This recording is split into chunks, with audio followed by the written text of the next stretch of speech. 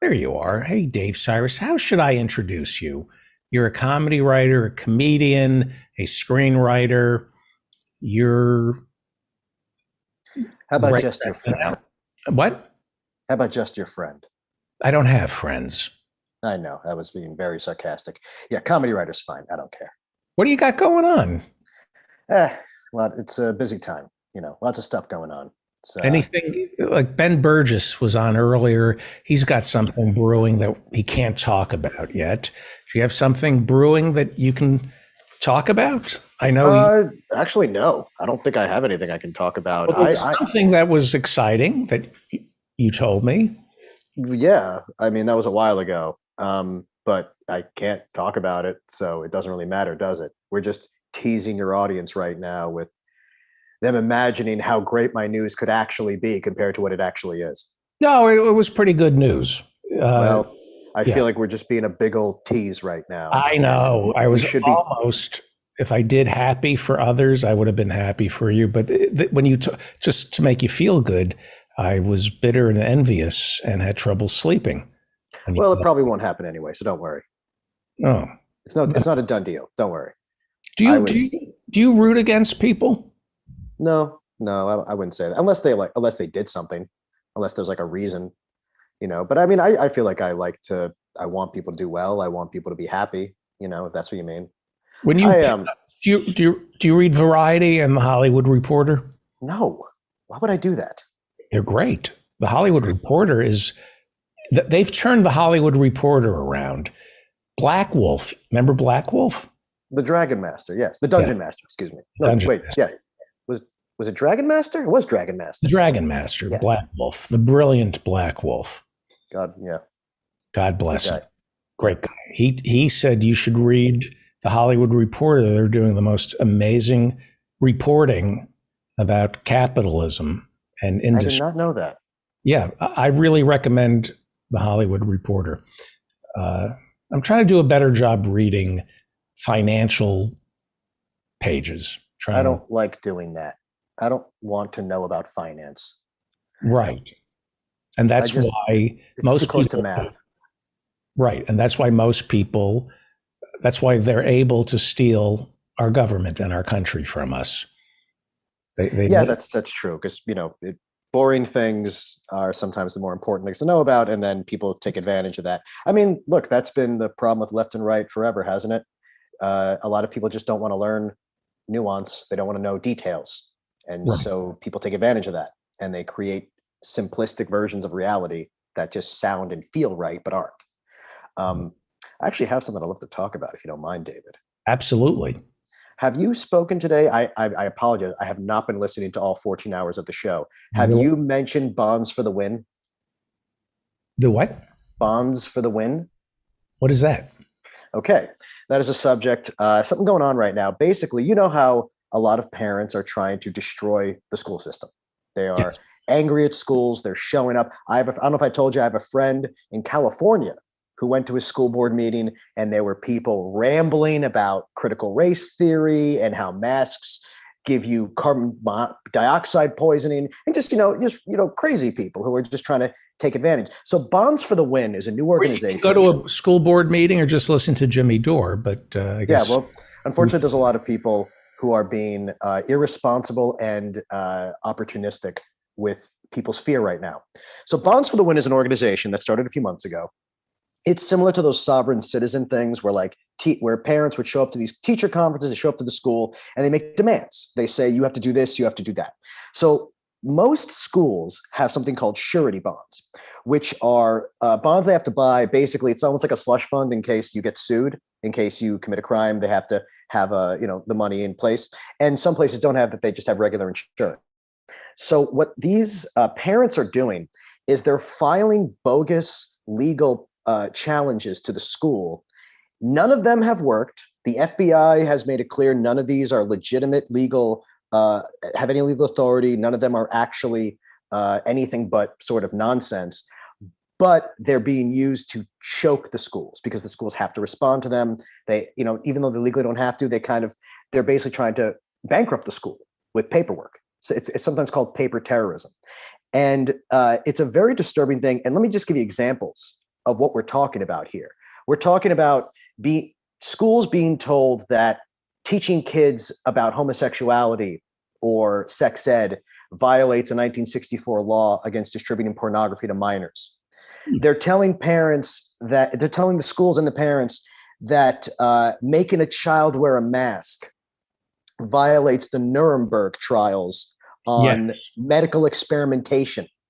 And I'm talking about in some cases, the only people required to wear masks were unvaccinated students who had been exposed recently. That is what they're putting these bonds about. Now, if you let me go forward, I have something very interesting about Bonds for the Win. Do you know who founded Bonds for the Win? Bonds for the Win. Is it WIN? WIN, yeah. It's Bonds. Just a dumb slogan. Let me set up. Hang on. Give me 3 guesses, okay? Okay. It's not a famous person, but go on. Is it? Let me just get my buzzer here, and we'll put some money in the jackpot. Okay. Who funded Bonds for the Win? Founded. Founded And funded. The DeVoe family. No. That sounds right. Betsy DeVos. I'm guessing you mean DeVos. Yeah, DeVos. But yeah. No, not her. Though I'm sure they're pals. Peter Thiel.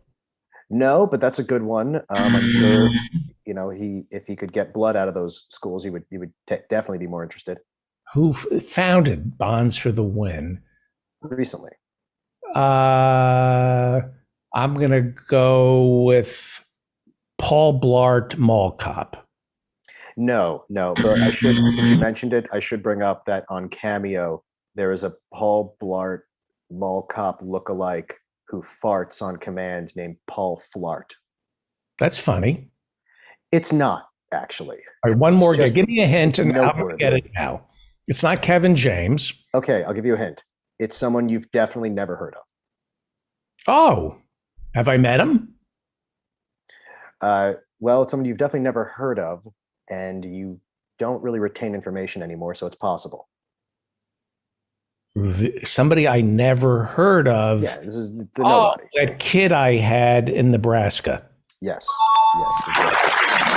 My son in Nebraska, who I deny his existence. He funded this? Never heard of? So Bonds for the Win was founded by a woman named Mickey Klan. Mickey Klan, Klann.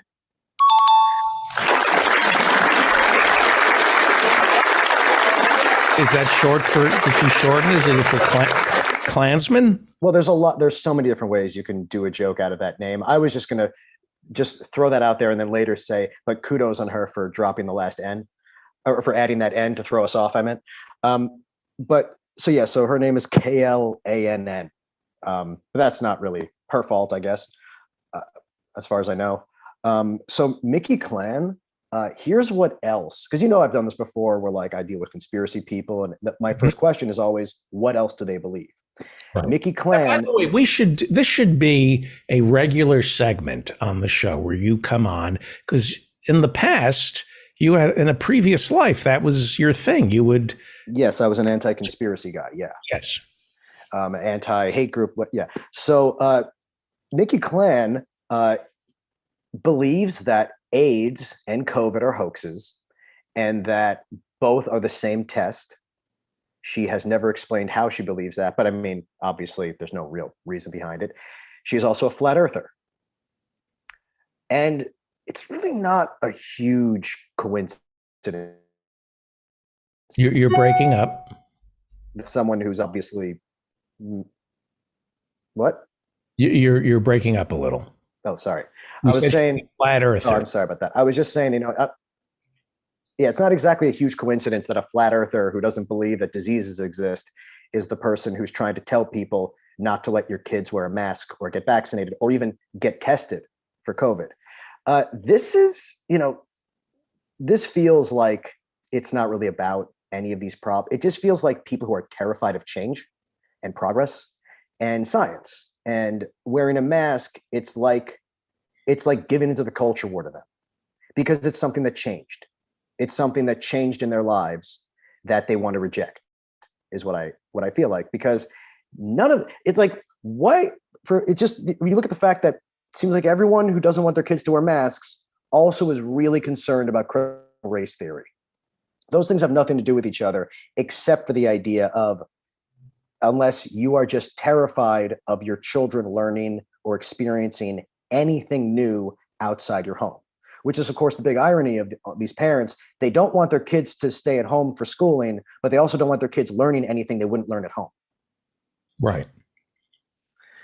And, Interesting. I just think that I think that part of it is, kind of just a general sense of narcissism, of not wanting to believe that these elites, $30,000 a year teachers are the elites to them, are, ruining their kids.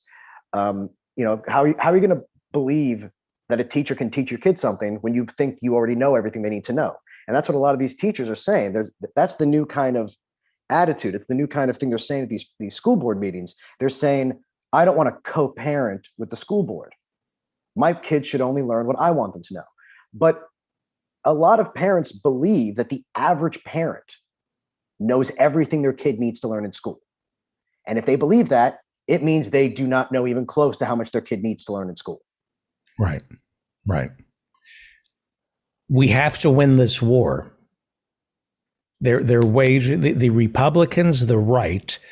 They drill down. They don't believe in a federal government. They believe in state government. They're taking over a majority of state houses. Then they drill down to the granular level, to the school board. Yes. And you change the schools, you change the culture. Mm-hmm. And also, the people who are doing this, the people who are founding these organizations, who are bombarding schools, basically just trying to get rid of public schools in general. I mean, these are basically segregationists to me. Yes. I see them as the exact same people who are trying to stop Black kids from going to their schools. They don't want anything to change. They don't want to feel guilty. They don't want to acknowledge that there's a possibility of progress in the world. And I was going to say, like, well, I agree with you. If I may agree with you, the segregationists after the Civil Rights Acts of 64 and 65 couldn't fight integration. So they introduced school choice, vouchers. Exactly, yes. They introduced private schools. There was a rise in private schools, religious schools, homeschooling. Yes, exactly. And as John Oliver actually pointed out recently, the people who are attacking these schools, usually it's a quick skip and a jump to school vouchers. That it's clearly this is about trying to dissect schools, let parents have their own choice, which, by the way, don't forget what that's all about. It's about not wanting to pay for poor kids that aren't yours to go to school. It's about wanting to only pay for your own child. It's also about capturing private business, capturing schools, using public money and turning it over to private corporations, charter schools. Yes, absolutely, because then the school is privately run. It funnels all that public money right to the private sector. But also, I wanted to point out, a lot of these people putting together these sovereign citizen groups and these things like Bonds for the Win, they're trying to run for office. And they're trying to use this attention to run for office, because this is all a power grab for these people. This is nothing but a naked, ignorant power grab. When someone who spends most of their time on YouTube telling you not to get any vaccination, not to use a thermometer because the mercury is going to give you poisoning, that is not someone who should be a leader. But they can be in this world where just being loud and obnoxious is enough to get attention, and attention alone is the commodity. We are rewarding these brain lunatics simply because they have the quote unquote bravery to make fools of themselves. That's how Trump got elected. People were impressed that he was willing to look that stupid. Right. There is a fringe minority that has guns and bullhorns. They do not represent the American people. It's just it's a minor faction. And because they're so loud, they drown out the reasonable voices. Most Americans, well, you look at these truckers, 90% of truckers are vaccinated in Canada. They agree with these mandates, but all it takes is a couple of renegades to create a movement that looks bigger than it actually is. Well, that's the thing about loudmouths, isn't it? They really think they deserve what they want. And I do think we have a crisis of confidence. We have too much confidence in this country. We have people who have no right to believe in themselves as much as they do.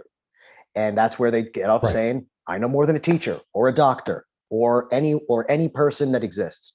And I think being a parent gives you an excuse to do that, because it makes you feel like you're not being narcissistic because it's about your kid, but it is. Yeah. No, we do need to win this. There's nothing wrong with questioning the medical community, but you should be questioning the medical community. You shouldn't be doing it third hand. In other words, I shouldn't be talking to you about Fauci. I should be talking to Fauci about Fauci. You know, it's when Joe Rogan talks to the genius Tom Segura about Fauci that is irresponsible.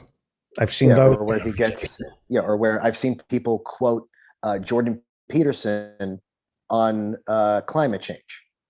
It's like, Jordan Peterson's not a climate change scientist. He's a weird psychologist or whatever. He's just the only person willing to say, don't worry about it. So that's why he gets a voice. Yeah. It's a joke. And now, by the way, I am not calling for the deplatforming of Joe Rogan. I am calling for people to call him out for danger to the community that he is. If you have a platform, your responsibility is to cite this article in the New York Times that went point by point last week. This is what Joe Rogan says. This is why he's dangerous. This is what Joe Rogan says. I'm not calling for the deplatforming. I'm calling for people to say, do not listen to Joe Rogan's medical advice. He is a danger to the community. Oh, you're for censorship. No, I'm for correcting people's math and science. I think Joe Rogan agrees with that. Joe Rogan, I think Joe Rogan agrees he doesn't want people relying on him for medical advice. I'm not defending the misinformation that's come out of his show. I'm just saying there's nothing unreasonable about saying. That's a cute trick he plays. That's a cute trick. No, I know. I'm aware that it's not fair. I get it. But he believes he's right. He believes he's right. Probably. The more people who tell you you're right, the more you start believing it. And I think we see a lot of people who surround themselves with yes men, and they get a little weird. They start really believing their own hype. And that's where people get dangerous and that's sort of what happens on the internet in general with these echo chambers. We allow people to just get constantly reinforced with whatever idea exists. There's not an idea in the world anymore that you can't find an echo chamber for. There's places where you'll get ridiculed by a room full of people if you say the earth is round. Yeah. And that gets to some people. And some people just don't have the wherewithal to fight that. And it's sad, but that's what's happening with masks and vaccines. That's why you have professional athletes who don't feel embarrassed to say, look at how many professional athletes have died of vaccines when it never happened once. People are really lazy about this lately. Yeah, I don't understand. There's some glib neoliberal comedic hacks who say, just engage with people like Joe Rogan. No, use your platform to just say, I'm not dignifying what he says. He's a fraud and he's dangerous. It's like discussing the N-word. It's like discussing anti-Semitism. It's like discussing Holocaust deniers. You don't engage with the Holocaust denier. You destroy the Holocaust. You use your platform to destroy the Holocaust deniers. You destroy people who use the N-word. You destroy people who are spreading lies about ivermectin. And by destroy, I mean you use your platform to call them out Joe Rogan is inadequate. He's an inadequate man he's just inadequate. I'm not. Well, let me ask you an honest question. Would you want to argue with him?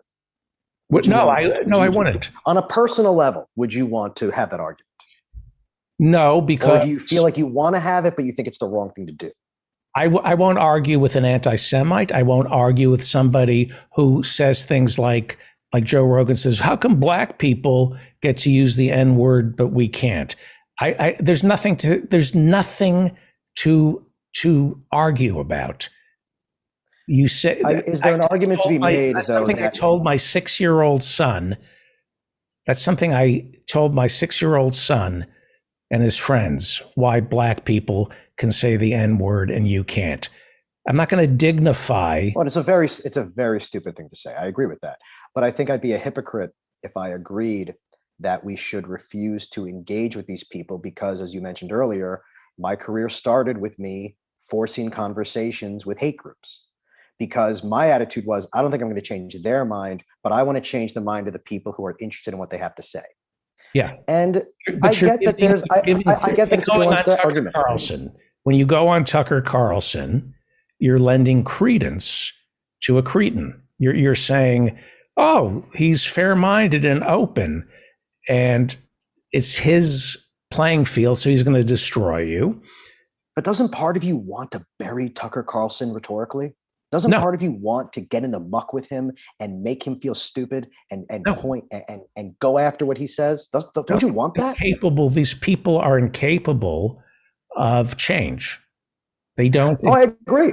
I'm not trying to change him. You ever want an argument? I'm trying to humiliate him to win over someone who's watching. That's the attitude I had when I was going after conspiracy people and hate groups. Did you see the clip? He's a European economist, I believe, who just came on Tucker Carlson and demolished Tucker. And you know what happened? It didn't air. They cut it. Well, I can't remember the guy's name. I'm sure the chat room does. You can't win. Well, I mean, that is a extenuating circumstance. I'd rather it be in a sort of even playing field. But I kind of like the idea of arguing with monsters. Yeah, I want to have that. Yeah, but that's not about saving humanity. You don't dignify idiots, dangerous idiots. You say, I'm canceling Spotify unless you get rid of this. Then that's not cancel. That's First Amendment. That's boycotting. You just say, I canceled Spotify. Right, that's your choice. People that's my choice. I'm not their money. I don't support people who support misinformation. We're going to have 1 million Americans dead from COVID. Somebody says take ivermectin, and people take ivermectin as opposed to getting vaccinated, they're going to die. You've got blood on your hands. Right, but some people took ivermectin and then didn't die. Right. So that's the scientific method, right? Right. And so isn't that the clinical method of knowing if something works? Right. So I've got $10 to spend to stream my podcasts and music, and I'll pick some other evil corporate empire than Spotify to prove it. I don't believe you stream music.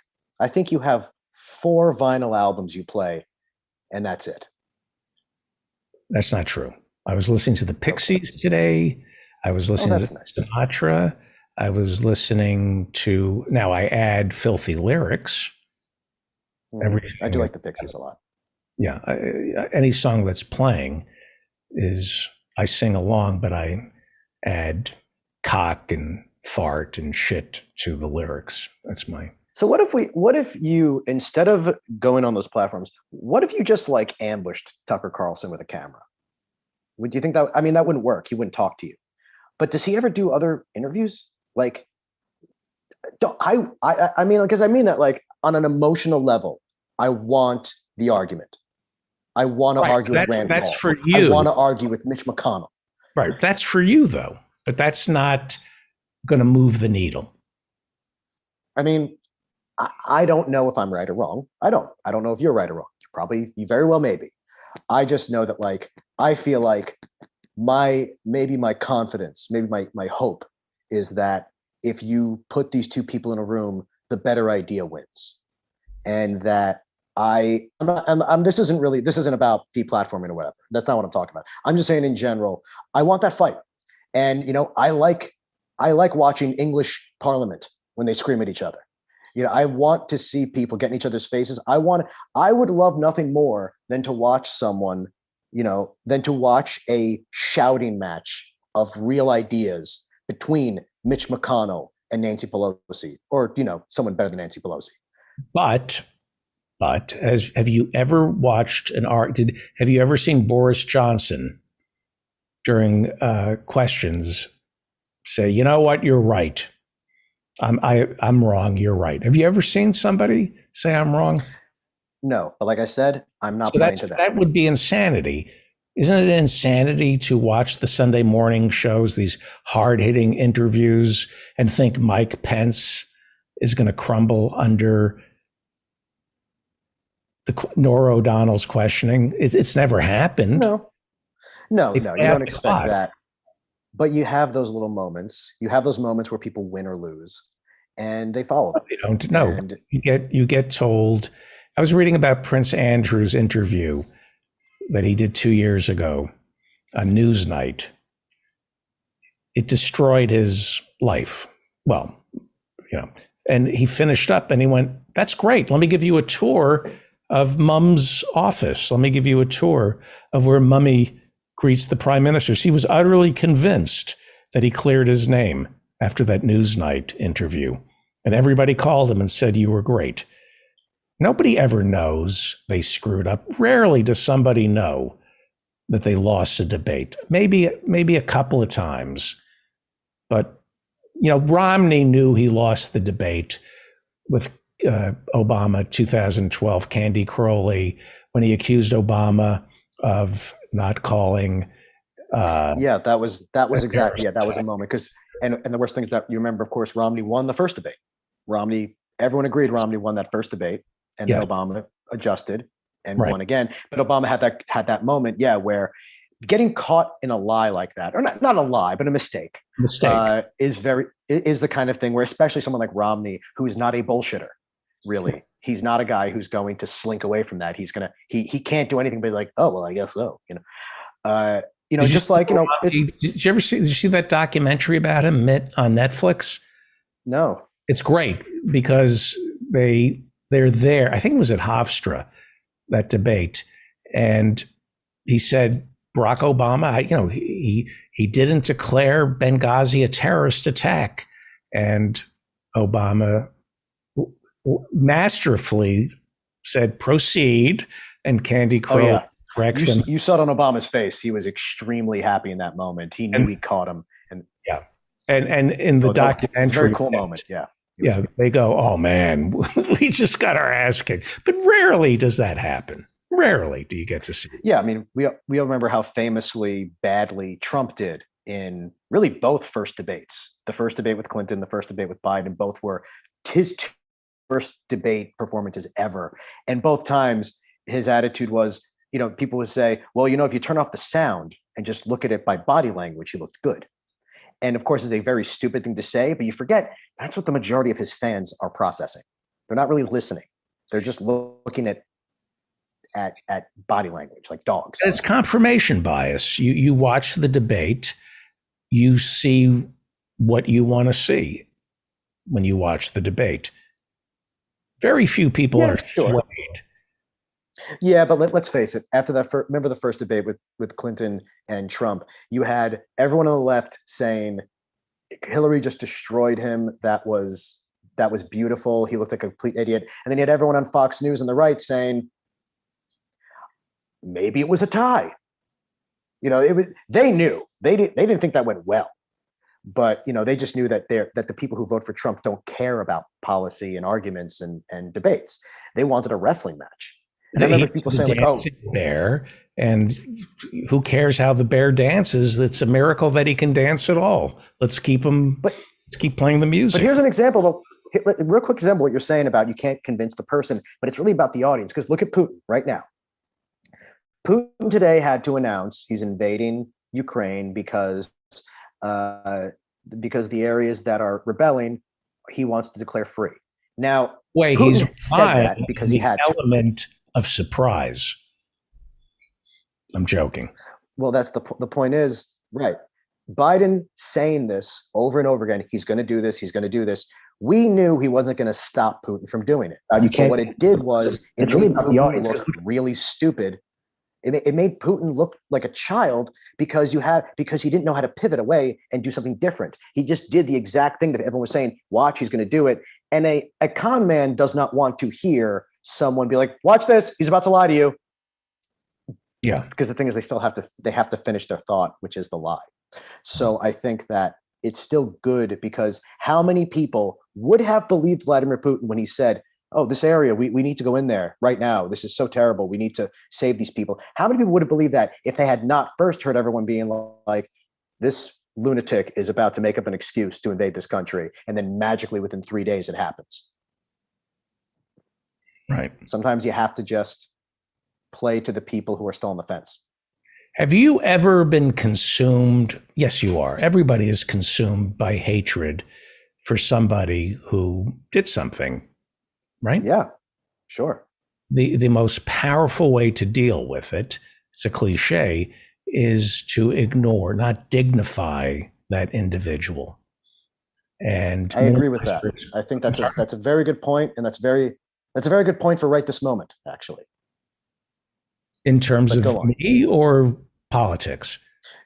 Neither, but I can't expand on that. Go on. Oh, okay. So if somebody's messing with you, the only reason you mess with somebody is to get inside their head.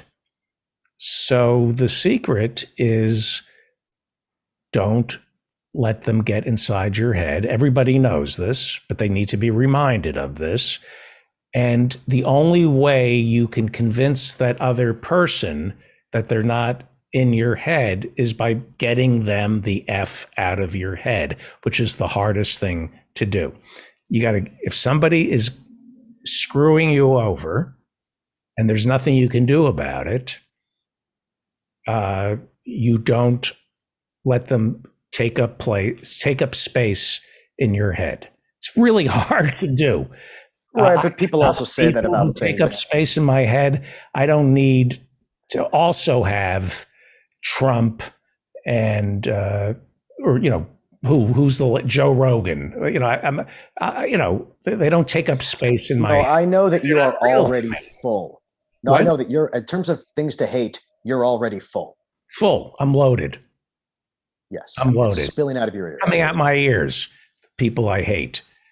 I think hatred is a good thing, but I always say hate on somebody who's not your own size. Hate somebody who's smaller than you. Either intellectually, morally, physically. Don't hate somebody who is bigger and more successful, who you're powerless against, because you're not. Yeah, I'm gonna keep hating Trump. That's always good to hate him. Yeah, but that's not. But I'm talking about in your personal life. Find a rodent, a human rodent, and that's somebody you can really hurt.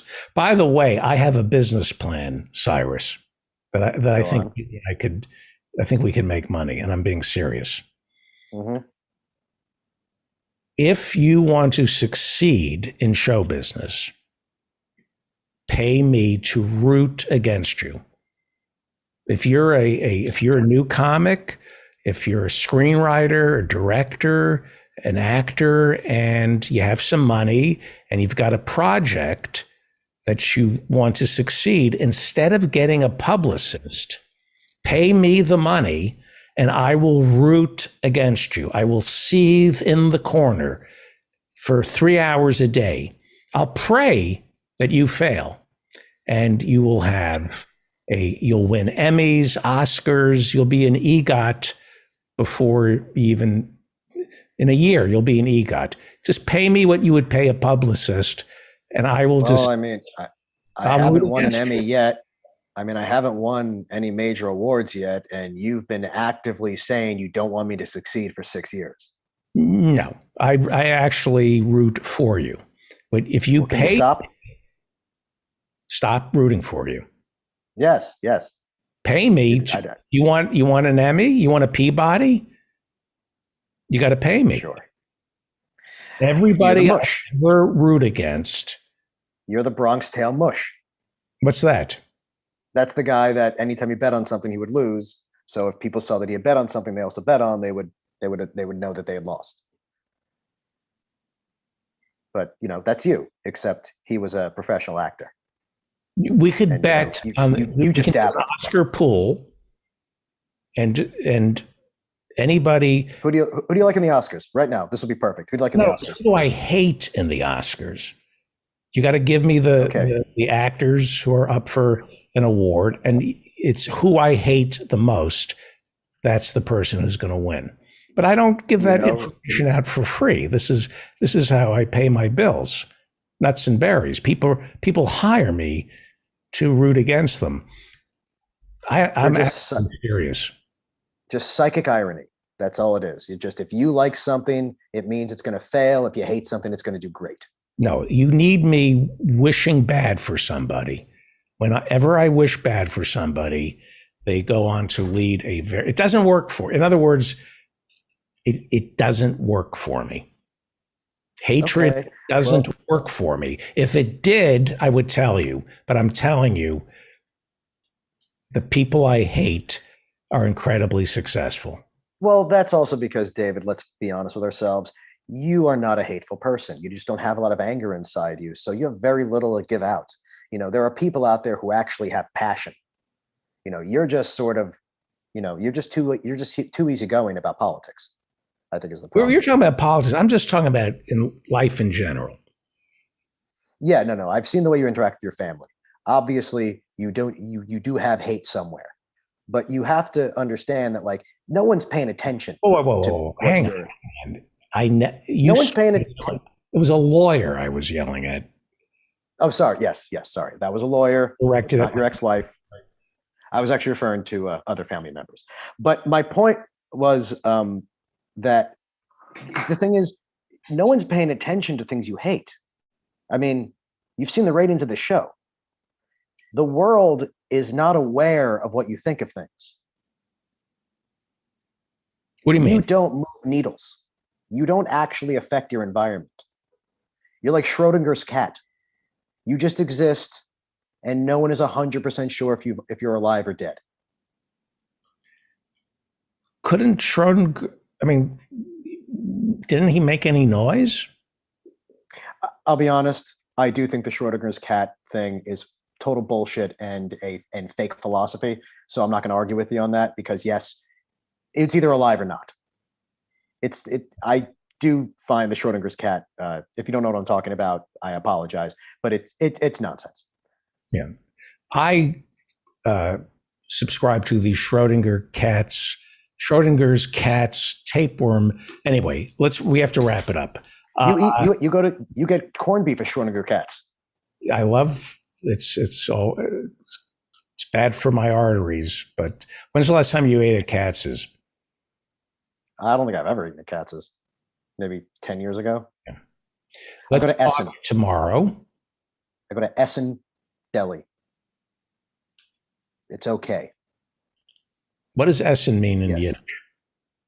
I don't know. I don't know Yiddish. I mean, eat. It probably just means like to not tip. There you go. What I do? Perpetuating a stereotype with anti-Semitism on the rise. Is it? I feel like it's pretty static. Cheap joke. You know why you told a cheap joke? Because you're a cheap. I won't say. Yes. It's not just with money, is it? Okay. No. Let's talk tomorrow. It's good to see you. Where are you, in LA or Brooklyn? No, I'm in Brooklyn. I'm just, living my life. Living life. Through things. By the way, everybody's unhappy. Everybody's unhappy. And anybody who says they're not unhappy is lying. Nobody's happy. And Look, I if think you're actually happy, you should be arrested. You're a sociopath. That should be the Minority Report, part 2.